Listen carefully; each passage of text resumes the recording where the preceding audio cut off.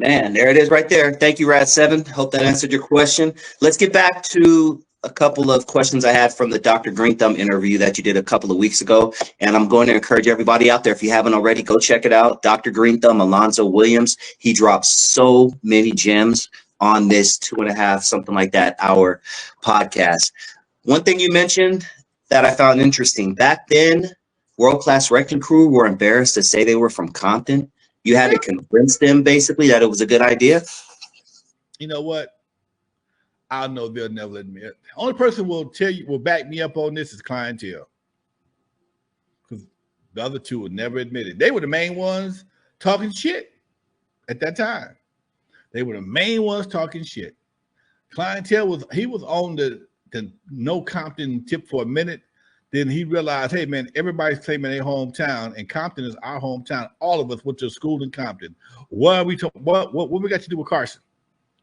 What do we have to do with Carson? Not a damn thing. What do we got to do? I went to Gardena. Clientele did too.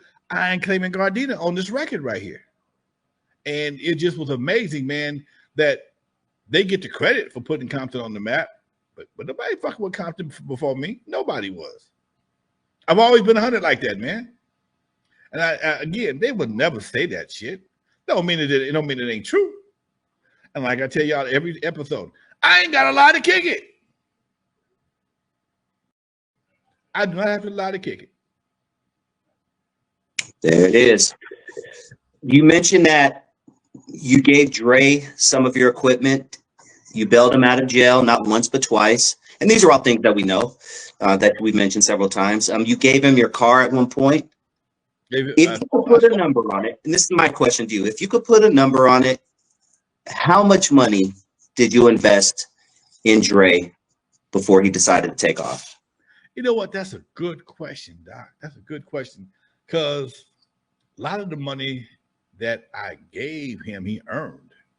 But it's, when somebody burns through, if you give somebody $100 and they spend 101 before they get to go to the bank, they never feel it. So they never appreciate the money that you gave them. It was never, he was notorious for going through money. He was probably the most irresponsible cat I've ever known in my life. He would go just burn through money. And maybe that's why he had to be a billionaire to sustain his spending habits. I do it'd be hard because it wasn't just about the money. It was like the line to the child support folks. The RX-7, I sold him that. But I had to pay a few notes on that something and try and keep my credit cool until I couldn't do it no more. Because my credit got shot messing with his shit. Okay? My credit got shot to hell. I got a repo on my credit because I co-signed for him. And it wasn't until he got ready to buy his house, and then that's when Jerry Heller paid it off and negotiated the shit to come off of both of our credit reports. So yeah, man, it's really hard to say that. I never gave him any equipment, but he always had unlimited access to my studio. Unlimited access. I probably made the least amount of money on studio time messing with him than anybody else, because everybody else paid, but he would come in. I got Coolio getting free beats. I got everybody getting free beats. One of the few people I was able to charge was Eazy, because I got tired of him giving away all the damn studio time.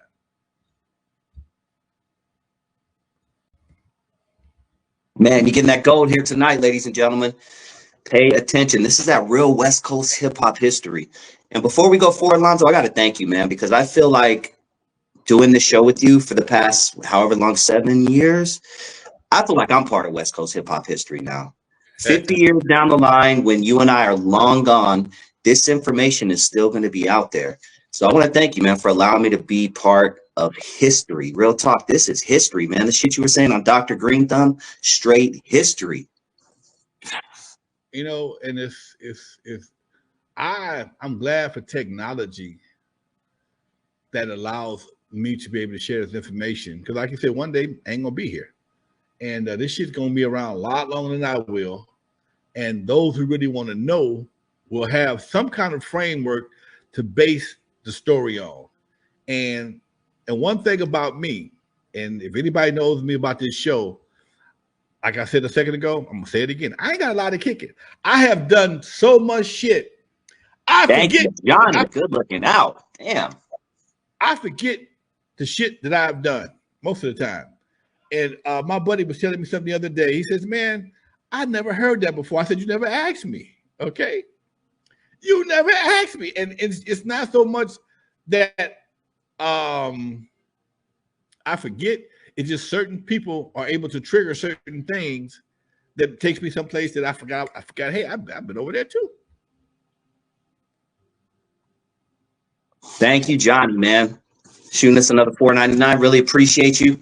Let's get to his question. If you donate, your question goes right to the top. So we skipping everything, getting right to you. This is a good question, man. Let's break down Michel'le a little bit. He says, how did you know when Michel'le and Dre started dating?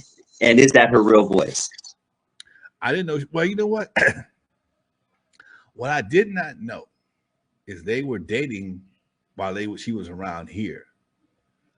Cause I ain't gonna say I didn't allow it. She was a youngster. She was like 17. And I ain't never been on that shit right there. I can't co-sign it. I can't co-sign it. And she was giving me the Google eyes. I'm like, nah, we're not doing that right there. Nope. And next thing I know, after she left me, her and Dre became an idol. Okay. They might have known Dre like I do. Shit. He was knocking it down, allegedly was probably knocking it down before she left here and her 17th birthday. I ain't gonna say yes. I can't say yes for sure, but I know him. He ain't gonna wait. He ain't wait for no candles to get blown the fuck out that close to her birthday. Because it was right around her, right. She just graduated high school. So her birthday was very close. But I knew I couldn't do nothing. That's for damn sure. And I've never been into young girls like that. I never have had attraction to young girls. So it was like a daughter situation, a niece, or whatever you want to call it. But for me personally, it was off limits. And when I get what's the question again? Oh, the second part. Is that a real voice? Tell us how you realized that was a real voice. When she was brought to my house for the first time by a brother named Smooth. I ain't seen Smooth probably since that day that I can recall. She was quiet as a church mouse. And she sang. I finally coached her to sing because I was about to get up and throw them both out of my studio because she was bullshitting.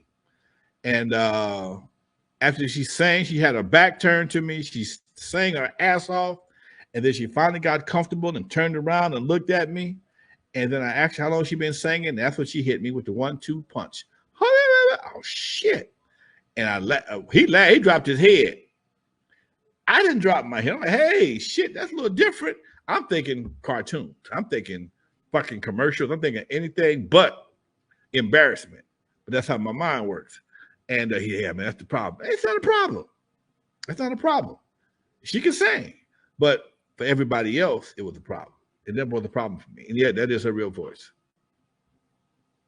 And I'll answer Marlon's question because I know this for sure. On Eazy's intro to Eazy Does It, is that Michel'le's voice or an actual kid's voice? That's definitely Michel'le saying Eazy. Yeah.